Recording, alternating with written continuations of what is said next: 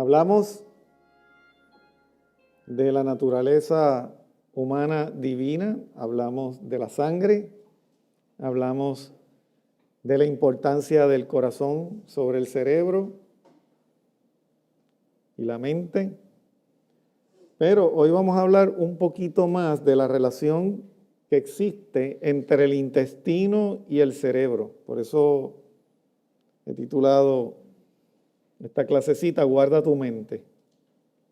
Vamos a hablar de esas conexiones por encimita porque hay tanta y tanta información que posiblemente en otras charlas estemos tocando detalles, volviendo atrás e integrando otros aspectos porque hoy yo creo que no vamos a llegar a la parte emocional, que es esa parte que yo quiero enfatizar, porque todo el mundo habla de digestión, todo el mundo habla de alimentación, todo el mundo habla de las funciones del corazón, pero muy pocas personas hablan de cómo nuestras emociones, nuestros pensamientos, nuestra actitud, eso que encerramos, eso que guardamos, eso que no dejamos salir, eso que no verbalizamos, tiene también efectos sobre nuestro organismo, sobre nuestra salud.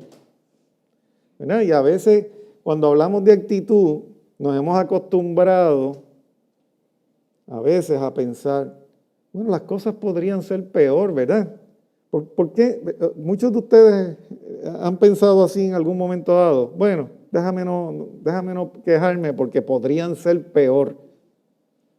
O sea, el conformismo a estos cambios que hemos tenido que ir experimentando, el enfrentarnos a las adversidades nos han llevado a consolarnos nosotros mismos o a que muchos nos consuelen muchas veces a que pudo haber sido peor. ¿Verdad? Alguien se cae y se rompe una pierna y todo el mundo dice, te pudiste haber matado. ¿Verdad? Pudo haber sido peor. Le encuentran una enfermedad a alguien, pues tienen lupus. Pero qué bueno, que no fue cáncer. ¿Verdad? Pero ¿y por qué no empezamos como hijos de Dios a pensar a que puede ser mejor? Yo creo que la gente que no tiene esperanza se puede conformar en pensar que pudo haber sido peor, pero nosotros con las promesas que tenemos en la palabra de Dios y lo que hemos aprendido, deberíamos ya estar programando nuestra mente a que puede ser mejor. Porque ese de que pudiese ser peor o que pudiera haber sido peor nos lleva al conformismo y nos quita la vista de eso que puede ser nuestro próximo paso o más esperanzador de lo que estamos viviendo ahora mismo. Así que vamos a empezar a hacer esta semana el ejercicio. Esa es la asignación que les voy a dar esta semana. A pensar en que puede ser mejor. ¿Ok? En la conexión del intestino-cerebro, vamos a ver reflejos que van del intestino al cerebro, del cerebro al intestino. Y vamos a hablar también de una de las plantas medicinales favoritas mías, que ayuda a la digestión, pero tiene otras propiedades. La voy a tocar por encimita porque todos ustedes la conocen. Pero para efectos de aquellos que nunca han escuchado hablar de ella, pues vamos a tocarla. De nuevo voy a traer este texto porque es que este texto lo tengo que usar de base y fue uno de los que usé en el programa pasado. Porque este es el pacto que haré con la casa de Israel y ahí Israel somos todos nosotros. Todos los que hemos decidido ser hijos de Dios por adopción y ser parte de integrar nuestra genética y levantar y despertar esos genes que son divinos que estamos en nosotros, ¿verdad? Porque nosotros tenemos una genética que viene desde Adán y de Eva y hay genes ahí, como ha dicho Papá Norman, que pueden ser de la descendencia de Caín, pero tenemos unos que son de la descendencia divina. O sea que vamos a despertar y activar esos que son de la descendencia divina para que se vayan apagando esos que no son. ¿Ven? Y entonces ahí es donde esa promesa nos cae a nosotros y nos llega a nosotros. Después de aquellos días pondré mis leyes en sus mentes. Pero para que nosotros podamos discernir correctamente esas leyes en nuestra mente, tenemos que tener la mente clara. Y no puede haber un intestino estorbando las funciones de la mente. No puede haber nada ahí fermentándose, dañándose, que entonces contamine la mente, para que entonces puedan ser escritas también en nuestro corazón. ¿Okay? Ese texto, pónganlo por ahí, repítanlo también muchas veces, porque a veces envolvemos nuestra mente en cosas que nos distraen de poder percibir el mensaje que el Señor tiene para nosotros. ¿Ok? La conexión, traje esta síntesis, ¿verdad? Que publica Cleveland Clinic, porque a pesar de que ellos están orientados hacia la medicina convencional, la medicina alopática, tiene muchos aspectos y los científicos allí están reconociendo que hay una relación. El doctor Carl S. Stein hizo un estudio allí en la clínica de Cleveland de cómo cambiándole la alimentación a las personas revirtieron las enfermedades del corazón. Se fueron las placas que habían en las arterias, se comenzaron a ir cuando hicieron una dieta plant-based. ¿Okay? Y entonces esta gente está empezando a reconocer unas cosas, son como aquellos de allá de la Universidad de California también, que están reconociendo unos aspectos relacionados al ayuno. Pues ellos dicen que, y han reconocido, y esto a nivel mundial, se ha reconocido que la conexión intestino-cerebro es compleja, pero es bidireccional.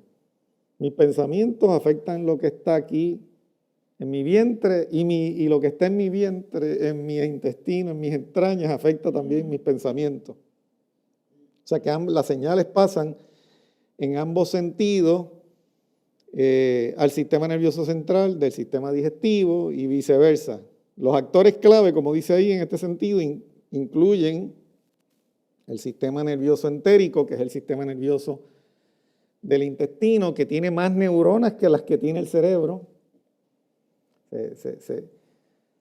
Se especula, ¿verdad? Porque nadie ha contado las neuronas así una por una, de que pueden haber 100 millones de neuronas aquí en el intestino y 40 millones en el cerebro. ¿Ven? Es verdad que dependiendo del estilo de vida que haya vivido la gente, puede ser que de esas 100 estén funcionando 50 y acá le estén funcionando 20 millones nada más. Pero una cosa, lo importante aquí es que a través del sistema nervioso entérico y el nervio vago, que no es nada de vago, está trabajando todo el tiempo, y su microbioma intestinal, hay una relación que nos va a ayudar a hacer funcionar mejor nuestro sistema mental, nuestro cerebro, estar en mejor estado de ánimo, etcétera, etcétera. A pensar mejor. Fíjense que Daniel y sus compañeros, después de 10 días, tenían mejor aspecto. Y en todas las cosas que fueron probados salieron cuántas veces mejor que los jóvenes que comían de la carne de la mesa de la mesa del rey.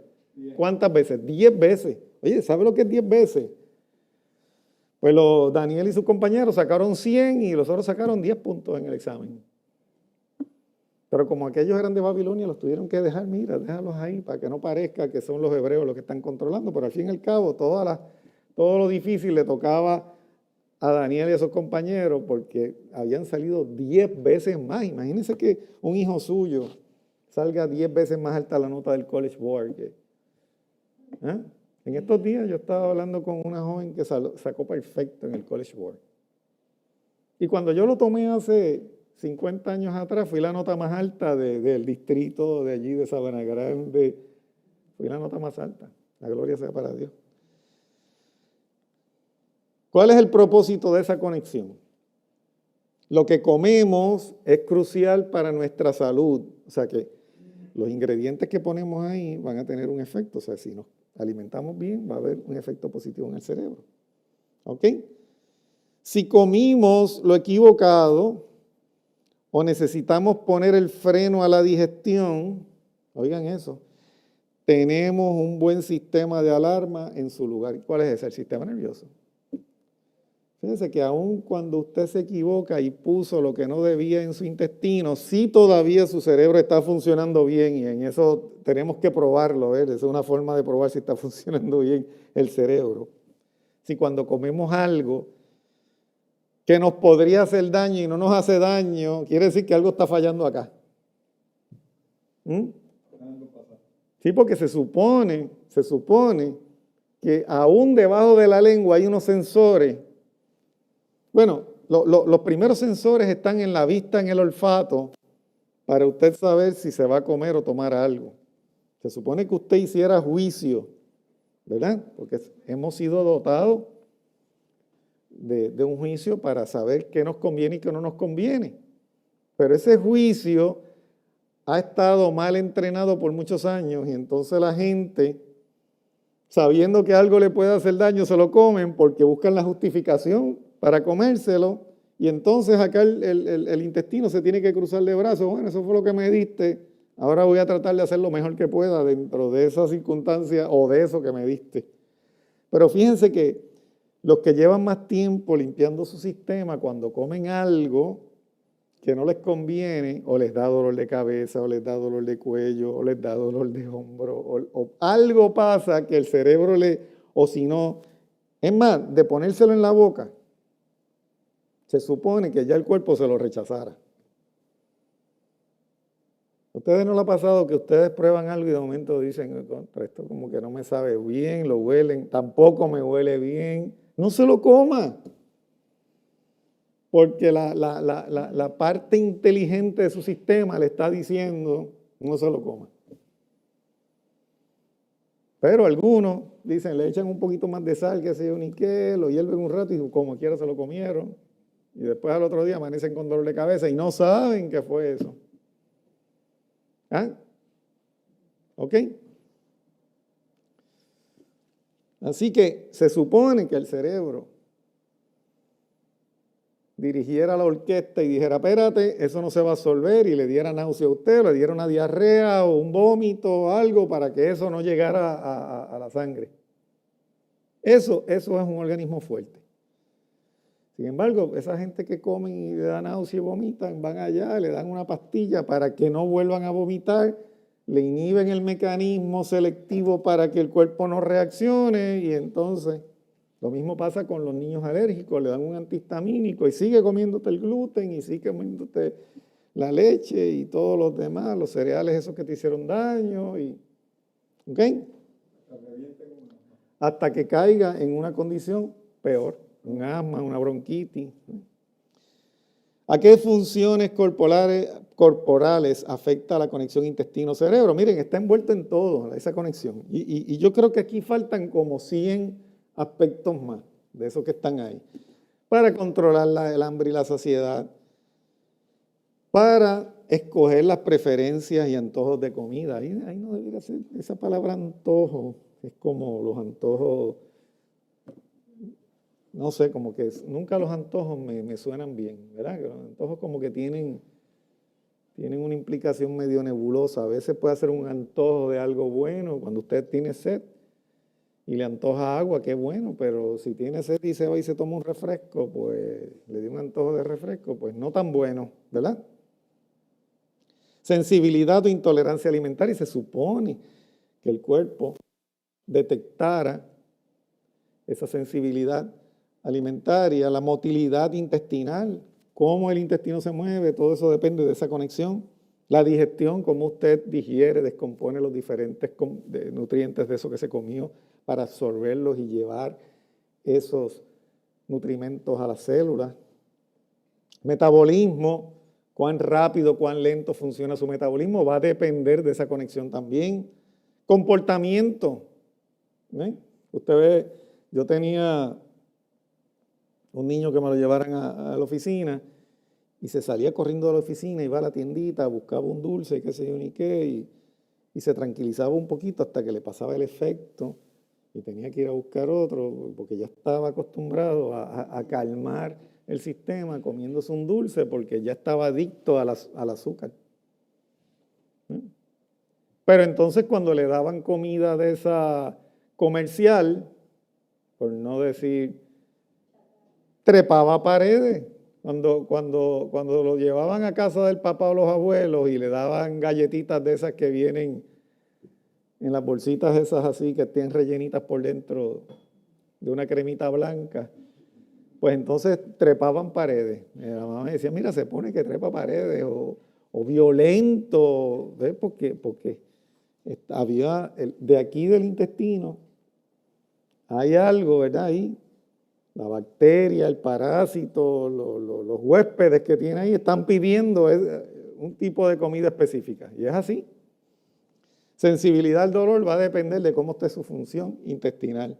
La inmunidad, su sistema inmunológico, va a trabajar de acuerdo a lo que esté ocurriendo ahí en su sistema digestivo. Y comportamiento no es lo mismo que estado de ánimo, porque usted se puede estar comportando bien, pero estar con un estado de ánimo bueno o estar con un estado de ánimo que se hubiese querido quedar durmiendo en su casa hoy. ¿Ves? Ahí, en ese diagrama, ustedes ven cómo del cerebro se producen unos impulsos que van a las glándulas suprarrenales, a la tiroides, a diferentes órganos y regulan aspectos neuromusculares como la peristalsis del intestino, la respuesta de huida o de pelea, la secreción de mucosidad, el control de la bacteria, todo eso se supone que se controle desde acá, desde el cerebro, pero desde el intestino hay aspectos que tienen que ver con la digestión de los ácidos grasos, la barrera, la integridad, proteger la integridad de la barrera allí del intestino, que lo estudiamos en una de las clases, señales inmunológicas, neurotransmisores o neuropéptidos que controlan de una forma u otra el sistema a través del nervio vago. El nervio vago se le llama vago porque la mayor parte de la actividad que tiene es parasimpática. El sistema nervioso autónomo es el que regula las funciones automáticas en nuestro cuerpo y tenemos uno que es simpático, que es el que lo pone en el fight and flight y otro que lo vuelve a regular, uno que lo acelera y otro que lo desacelera. Claro, hay veces que alternan su función porque cuando usted se acelera el ritmo cardíaco para salir corriendo, que se activa el sistema nervioso simpático, entonces se inhibe la secreción de jugos gástricos y la función de algunas hormonas para entonces activar otras. O sea que ambos trabajan como reguladores.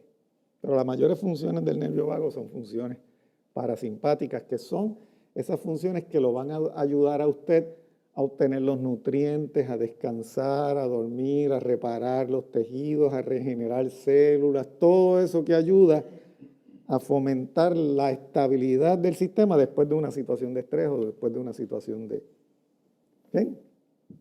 que le haya creado ansiedad o cualquiera de estas situaciones.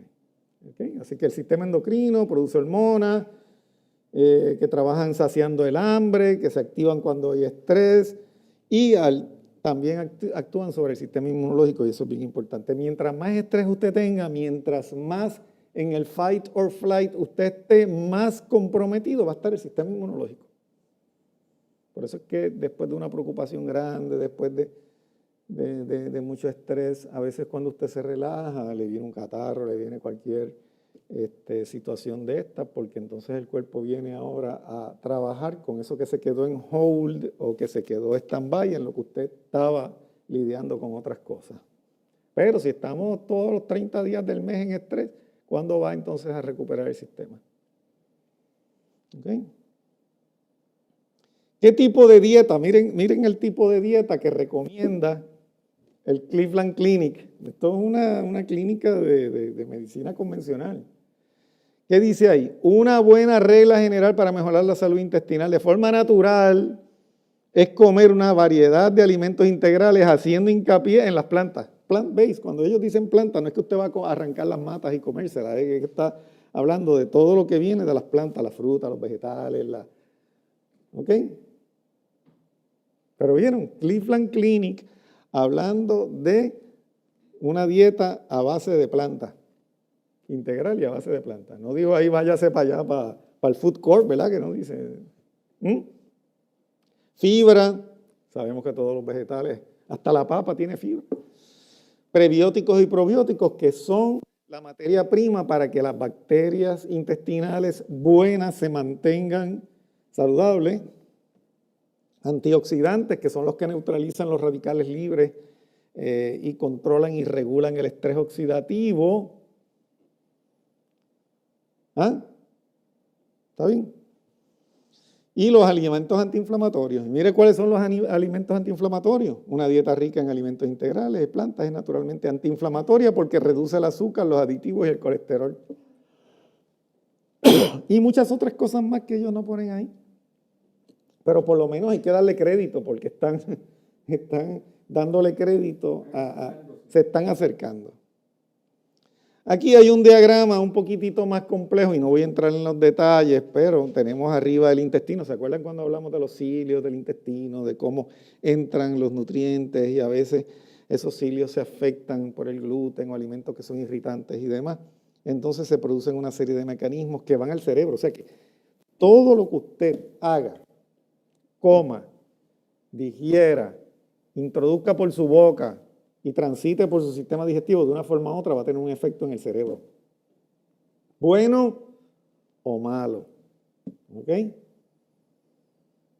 Qué bueno que la mayor parte de las veces es regular, no tan malo, que si no estaría todo el mundo descerebrado, pero cuando yo veo y analizo cómo come la gente por ahí, la verdad es que puede ser que de esos 50 millones de células, yo creo que lo que le queden sean como una décima parte a muchos, ¿verdad?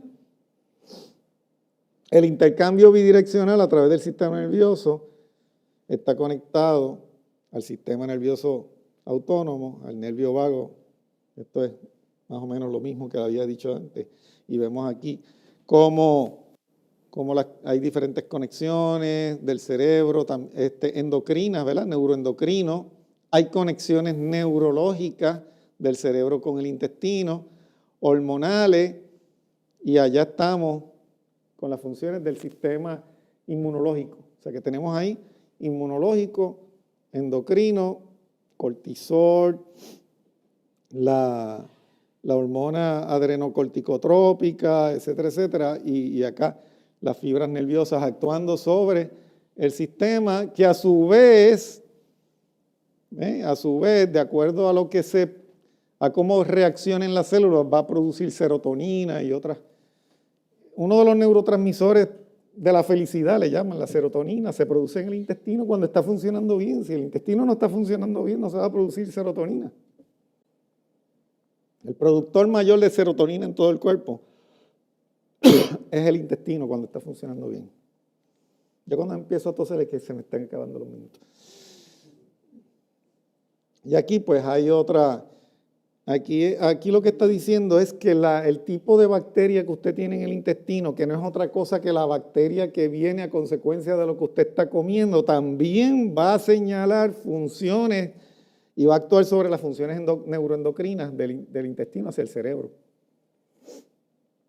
O sea que no es solamente los nervios y las hormonas y las secreciones que se producen en el intestino que van a afectar su cerebro, sino la bacteria también que usted tenga ahí, que viene a consecuencia de lo que usted come todos los días, va a ser su aliada o su enemiga, esa bacteria que están ahí. Y no son solamente bacterias, hay hongos, hay fragmentos de virus, hay parásitos de todas clases, eso es un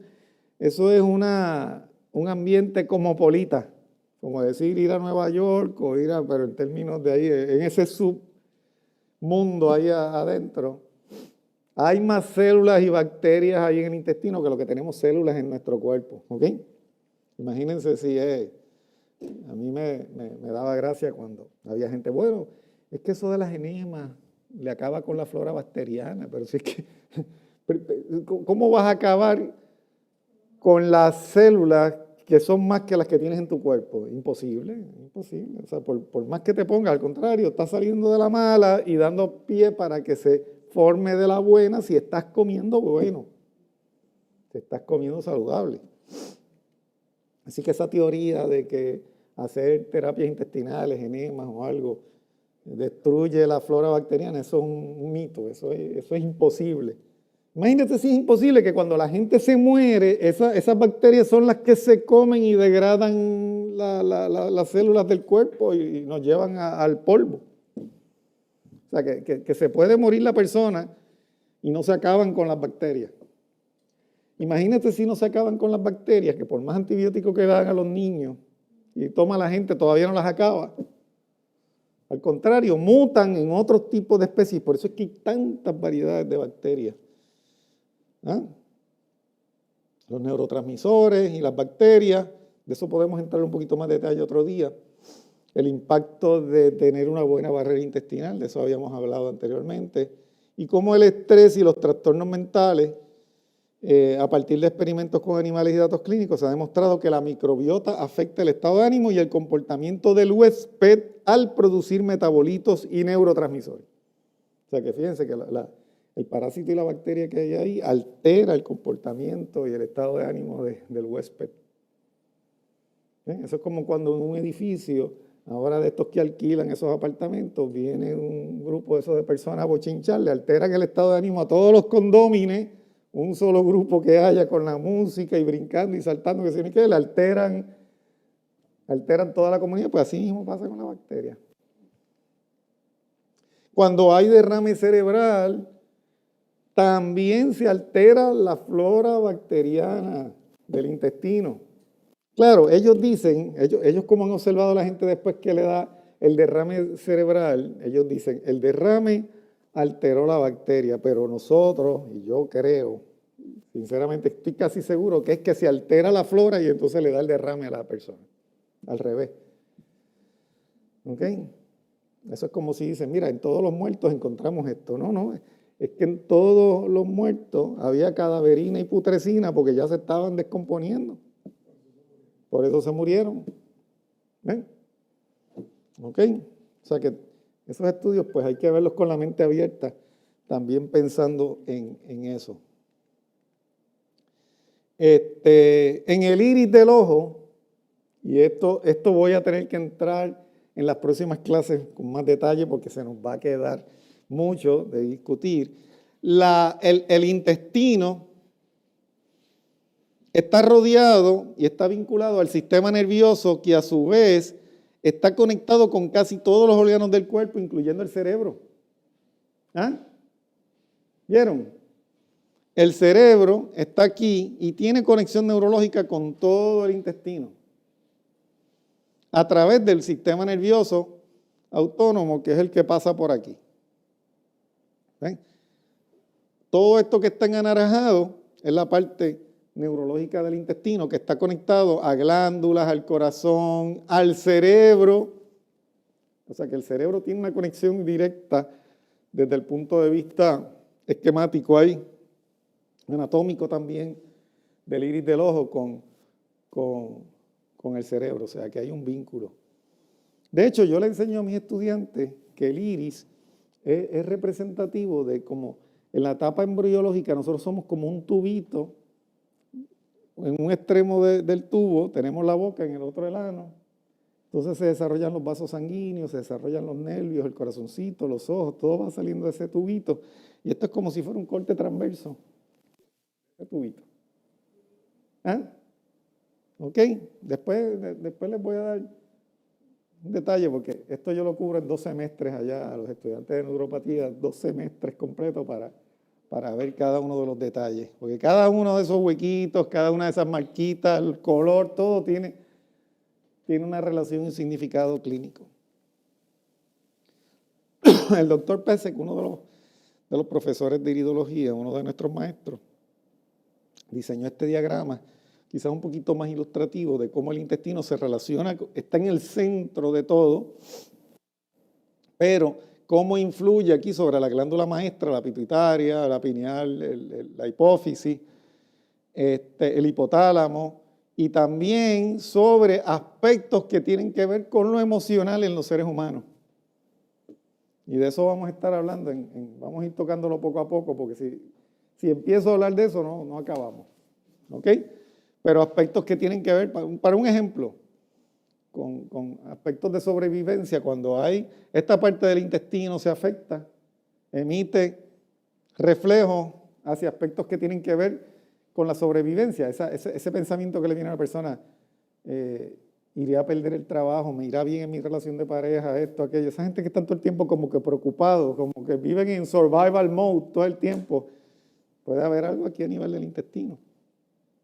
Cómo la gente expresa su afecto, ya sea físicamente, sexualmente, como sea, también tiene que ver con el intestino. La autoestima, la conciencia, la vitalidad, la expresión verbal. Yo tengo que tener un poco de hiperactivo esa zona ahí, de la expresión verbal, porque me gusta hablar muchísimo. Y también aspectos de eso que nosotros esperamos recibir de otros, también. O sea que yo pensaba entrar un poquito más de lleno en eso hoy, pero de verdad es que es mucho. Así que vamos a ir poco a poco. En todas las clases vamos a tocar un poquito de eso. ¿Ven? Entonces, toda esta es la región representativa del cerebro. ¿Ok? Y está toda vinculada, como les dije, al intestino. O sea que no pasa nada en el intestino. No hay una galleta que usted se coma o una que usted coja que no tenga efecto en el intestino o viceversa. En el cerebro, del intestino al cerebro. ¿Eh? ¿Cómo vamos a empezar a ayudar al intestino? Pues allí hablo de la alimentación, plant-based. Pero hay una planta en particular que es el yantén, que es una de las que yo creo que más he recomendado en toda mi vida, que tiene aspectos desinflamante, alcalinizante, digestivo, cicatrizante cuando han habido úlceras, cuando han habido hemorroides, sangrado intestinal, todas esas cosas, analgésico, depurativo y hasta anticatarral, porque hay una reacción que ocurre en el intestino, que si el intestino se inflama, produce flema, todas las membranas mucosas del cuerpo van a producir flema. O sea que cuando uno controla el catarro en el intestino, se controla el catarro también en las otras mucosidades del cuerpo. ¿Ok? Y para terminar, con todo y con lo que hemos tenido que vivir y pasar, fíjense que el salmista dice, ¿qué es el hombre para que de él te acuerdes y el hijo del hombre para que lo cuides? Es una pregunta retórica, ¿verdad? Que le hace el salmista al Señor. Sin embargo, lo has hecho un poco menor que los ángeles y lo coronas de gloria y majestad. Así que glorificado sea el nombre de Dios por haberse gloriado en nosotros y nosotros busquemos la forma de que Él pueda manifestar toda su gloria en nosotros, haciéndonos canales de su bendición y canales de todo eso que Él tiene señalado, separado dentro de nuestro objetivo de misión aquí como seres humanos y vivientes en este planeta. Hasta que nos toque buscando a ver cómo puede mejorar nuestro entorno a consecuencia de lo que nosotros hagamos. No es esperar que allá el gobierno, el otro hagan cosas por nosotros. No, ¿de qué manera va a mejorar por lo que yo hago? Eso es lo que tenemos que ocuparnos.